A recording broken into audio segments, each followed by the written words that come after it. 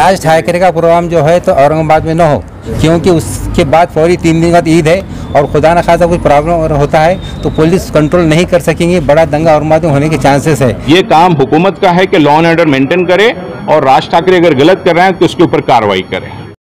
नुमाइंदा कौंसिल औरंगाबाद की जानिब से सदर जमहूरिया जो है हमारे प्रेसिडेंट ऑफ इंडिया, उनको जो है मुख्तलिफ डिमांड्स के साथ एक मेमोरेंडम दिया गया है।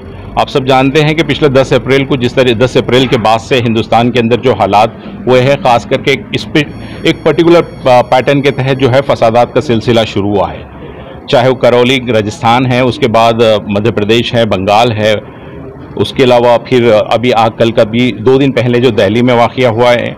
अगर हम देखेंगे तो इसका पैटर्न जो है एक ही तरह से है कि एक हिंदू समाज के कुछ लोग जो है एक प्रोसेशन, एक रैली निकालते हैं, एक जुलूस निकाले हैं जिसमें रामनवमी है और कल हनुमान जयंती का एक जुलूस था जिसे शोभा यात्रा कह रहे थे। एक जुलूस निकाला जाता है, मुस्लिम मोहल्ले के अंदर उसको ले जाया जाता है और वो जुलूस जो है बिल्कुल उस जुलूस के अंदर जो लोग शामिल होते हैं वो हथियारों से लेस होते हैं, जिनके हाथ में मतलब तलवार होती हैं, बड़े छुरे होते हैं, उसी तरीके से पिस्टल होती है और वो एक ख़ास किस्म के मुसलमानों को सताने वाले, प्रोवोक करने वाले गाने लगाते हैं जिसके अंदर मुसलमानों और लाउड म्यूज़िक लगाया जाता है मस्जिदों के सामने और उसी तरीके से मस्जिदों की बेहुरमती करने की कोशिश की जाती है। वहाँ झंडे लगाकर उनके अपने जो अपने मज़हब के झंडे हैं वो झंडे लगा के कोशिश की जाती है मुसलमानों को उकसाने की, और उसके बाद अगर कुछ होता है तो ये विक्टिम कार्ड खेला जाता है कि इस मुल्क के अंदर जो है हिंदुओं को अपना त्यौहार मनाने नहीं दिया जा रहा है, जबकि ये सबसे ज़्यादा ख़तरनाक पैटर्न है। आप देखें कि हर जो दंगा अभी हुआ है, पिछले जो वायलेंस हुए हैं उसके अंदर सेम पैटर्न है और अफसोस की बात यह है कि एडमिनिस्ट्रेशन ये सब चीज़ देख रहा है। भारत के अंदर जो है भारत जो है कॉन्स्टिट्यूशन से चलता है, लेकिन आप देखेंगे कि हथियारों की नुमाइश खुलेआम हो रही है। ये ड्यूटी पुलिस की है कि पुलिस उसको तुरंत रोके। अगर एक समाज के लोग ओपनली अगर हथियार लेके निकल रहे हैं तो उनको पुलिस ने उसी वक्त रोकना चाहिए। अभी दिल्ली के अंदर जो फसाद हुआ है उस रैली को तो परमिशन ही नहीं थी, ओपनली हमने देखा है कि हर किस्म का हथियार वो लोग कैरी कर रहे हैं लेकिन रोकने वाला कोई नहीं है। मस्जिद में घुसे हैं, कोई रोकने वाला नहीं है, उसके बाद कुछ हो रहा है तो फिर मुसलमान इसके अंदर ब्लेम हो रहा है। तो हमने आज जो है डिविजनल कमिश्नर के जरिए सदर जमहूरिया से मांग की है कि इस मामले की जो है गंभीर जांच होनी चाहिए रिटायर हाईकोर्ट जजेस के सुपरविजन में।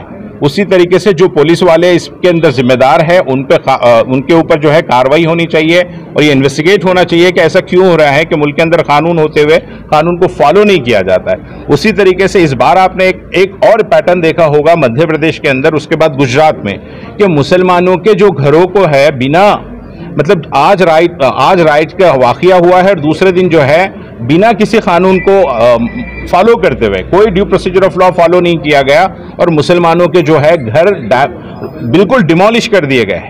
अगर वो घर इलीगल भी थे तो कानूनी तौर पर उनको नोटिस देना कंपलसरी था, लेकिन ऐसा कोई लॉ फॉलो नहीं किया गया। आज एक राइट टू इन्फॉर्मेशन के अंदर खरगोन एडमिनिस्ट्रेशन के तरफ से एक मालूमात दी गई और ये कहा गया है कि डिमोलिशन के ऑर्डर हमारी तरफ से इशू नहीं हुए थे। तो एक बहुत बड़ा सवाल ये है कि जब डिस्ट्रिक्ट कलेक्टर की जो अथॉरिटी होती है इस तरीके से इलीगल कंस्ट्रक्शन को डिमोलिश करने की, वो कह रहे हैं कि हमारे ऑफिस से कोई ऐसा ऑर्डर निकला ही नहीं था। जब इस तरह से कोई ऑर्डर निकला नहीं था तो फिर ये तोड़ा कौन है? इसलिए हम इस बात की जांच की मांग कर रहे हैं कि ये हमको हुकूमत के वहाँ के पुलिस पर इस बात का भरोसा नहीं है कि वो फेयर इन्वेस्टिगेशन करेंगे। इसलिए हमने डिमांड किया है कि हाईकोर्ट के कोई रिटायर्ड जजेस से जो है अलग अलग स्टेट्स के अंदर जहाँ फिरका वाराना फसाद हुए हैं वहाँ पर जो है हाईकोर्ट के रिटायर्ड जजेस या सिटिंग जजेस के थ्रू जो है इसकी इन्वेस्टिगेशन की जाए और मुसलमानों को इंसाफ दिया जाए। नुमाइंदा कौंसिल औरंगाबाद में भी काफ़ी तलवारें आ रही है, इसके ऊपर कुछ तवज्जो या मेमोरेंडम सीपी को मिलकर देने वाले हैं क्या? देखिए, वो जो तलवारें पकड़ी गई है उसकी वो जो है प्रोफेशनल कमर्शियल लेवल पर वो पकड़ी गई है। जहाँ तक हम लोगों को पता है मतलब जिन लोगों के साथ पकड़ी गई है उन लोगों का कहना था कि हम लोगों ने ये शादी वगैरह में इस्तेमाल करने के लिए किया गया और पुलिस ने ऑलरेडी उसको मालूम की गई। उसके अंदर हमारी ये डिमांड रहेगी कि जो बच्चे पकड़े गए आप उनको तो पकड़ रहे हैं, लेकिन वो तलवारें आ कहाँ से रही है आज तक हमारी नॉलेज के हिसाब से वो लोग नहीं पकड़े गए। तो वो लोग असल जहाँ से वो मिल रही है, जैसा जिस कुरियर एजेंसी है उस पर कार्रवाई होनी चाहिए और साथ ही साथ ऑनलाइन जो लोग सप्लायर हैं उनको क्यों नहीं पकड़ा जाता है भाई? अगर फ्लिपकार्ट दे रहे हैं तो फ्लिपकार्ट पे अब तक कार्रवाई क्यों नहीं? पिछले बार भी हुआ था तब भी नहीं हुई, अभी हमारी नॉलेज के हिसाब से अब भी नहीं हुई है। तो बिल्कुल हमें अगर ऐसी कुछ ज़रूरत पड़ती है तो डिमांड करेंगे। हम समझते हैं कि राज ठाकरे की जो धमकी है वो हुकूमत को है। हुकूमत का काम है कि लॉ एंड ऑर्डर मेंटेन करे। हम उसको हमारे लिए थ्रेट नहीं समझते ऐसे मुसलमानों के लिए। जो चीज़ जब होगी हम देखेंगे, लेकिन फौरी तौर पे हमारा ये स्टैंड है कि हम इसमें अभी कुछ बोलेंगे नहीं। ये काम हुकूमत का है कि लॉ एंड ऑर्डर मेंटेन करे और राज ठाकरे अगर गलत कर रहे हैं तो उसके ऊपर कार्रवाई करे।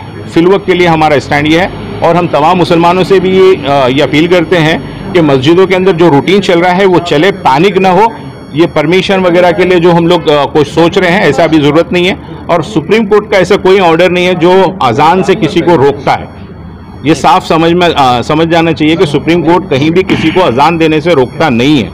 उसके कुछ लिमिटेशंस है आवाज़ के, उस आवाज़ के साथ अजान दी जा सकती है और सुप्रीम कोर्ट कहीं भी किसी को रोकता नहीं है। ये कानूनी तौर पर भी सबको समझ लेना चाहिए। राज ठाकरे का प्रोग्राम जो है तो औरंगाबाद में न हो, जैसा मुस्कान का प्रोग्राम औरंगाबाद में नहीं करने दिए पुलिस ने, वैसा ही जो है राज ठाकरे का प्रोग्राम भी ना हो, क्योंकि उसके बाद फौरी 3 दिन बाद ईद है और खुदा न खासा कुछ प्रॉब्लम होता है तो पुलिस कंट्रोल नहीं कर सकेंगे। बड़ा दंगा और मातम होने के चांसेस है।